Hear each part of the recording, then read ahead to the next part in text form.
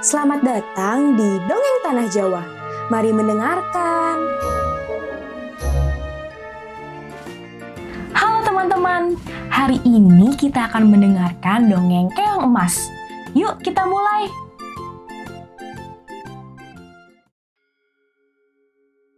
Pada zaman dahulu kala, di sebuah kerajaan yang makmur dan sentosa, hiduplah dua orang putri raja yang cantik jelita.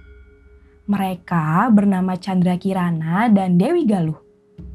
Kedua putri raja tersebut hidup sangat bahagia dan serba berkecukupan. Hingga pada suatu hari, berkunjunglah seorang pangeran yang amat tampan dari kerajaan Kahuripan. Pangeran tersebut bernama Raden Inu Kertapati. Kedatangannya bermaksud untuk melamar Candrakirana. Kunjungan Raden Inu Kertapati sangat disambut baik oleh Raja Kertamarta. Dan akhirnya Candrakirana ditunangkan dengan Raden Inu Kertapati. Namun, pertunangan itu ternyata membuat Dewi Galuh merasa iri karena merasa kalau Raden Inu Kertapati lebih cocok untuk dirinya. Karena tidak terima, Dewi Galuh lalu pergi ke rumah nenek sihir. Dia memohon bantuan agar nenek sihir itu mengutuk Candrakirana menjadi sesuatu yang menjijikan dan dijauhkan dari Raden Inu. Nenek sihir pun menuruti permintaan Dewi Galuh dan mengutuk Candrakirana menjadi keong emas, lalu membuangnya ke sungai. Suatu hari, seorang nenek yang baik hati sedang mencari ikan dengan jala. Dan keong emas pun terangkat dalam jalannya tersebut. Keong emas itu kemudian dibawanya pulang dan diletakkan di atas tempayan.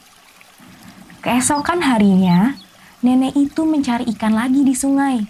Tetapi tak kunjung mendapat seekor ikan.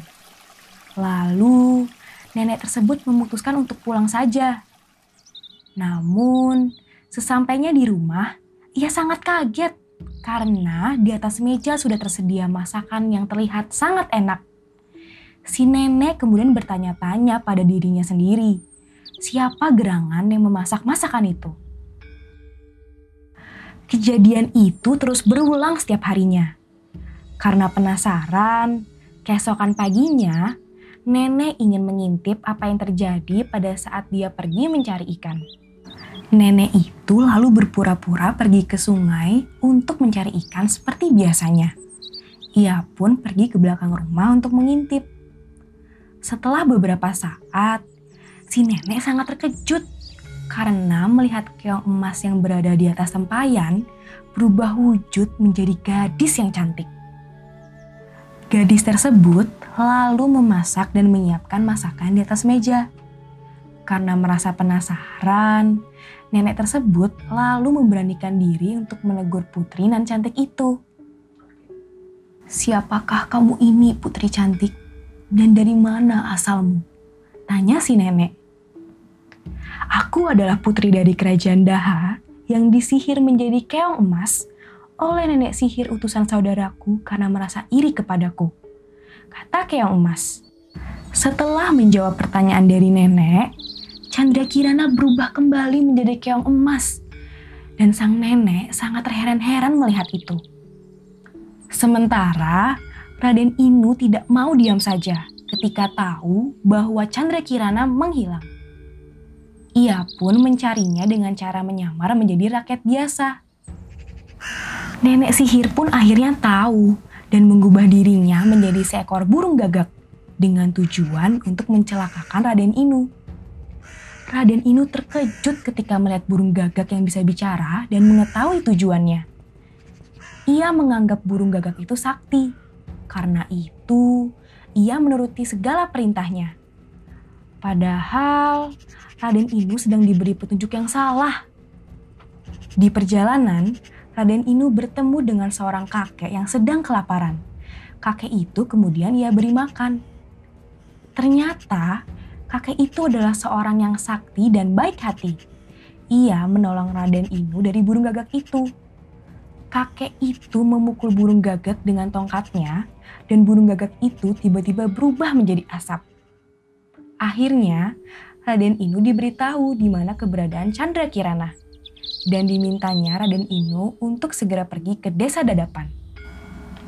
Setelah berjalan berhari-hari, sampailah ia ke desa Dadapan. Ia menghampiri sebuah gubuk yang dilihatnya untuk meminta seteguk air karena perbekalannya sudah habis. Alangkah terkejutnya Raden Inu ketika dari balik jendela, ia melihat Candrakirana sedang memasak. Akhirnya kutukan dari nenek sihir pun hilang karena perjumpaan itu.